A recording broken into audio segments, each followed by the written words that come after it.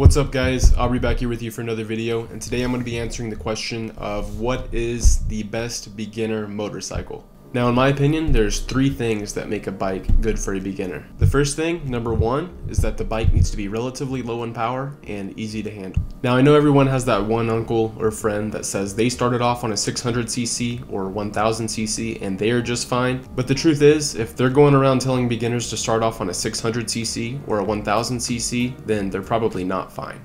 250cc is a great size motorcycle due to the fact that they make plenty of power to be able to keep up with highway speeds if you don't live in California, while also not making enough power to get you into too big a trouble.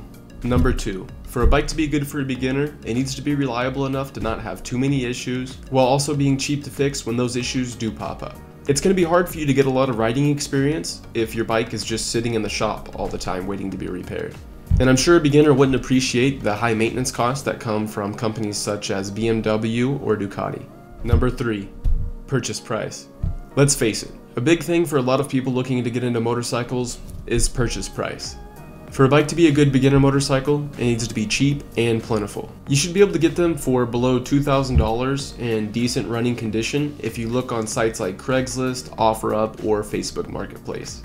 And rest assured, I took all of these things into account when I was making my pick for the best beginner motorcycle.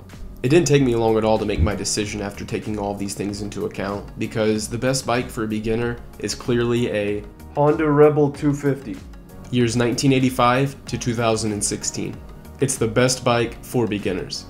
It's the best bike for beginners because of the power. It's not too crazy fast, but fast enough to not be boring. It's the best bike for beginners because of the reliability and price of repairs. It's a Honda, so you'll be fine. It's the best bike for beginners because of the purchase price. Here's one on Craigslist for $1,200. They're everywhere. Go buy one, ride it, and like this video and subscribe to my channel so I'm not poor.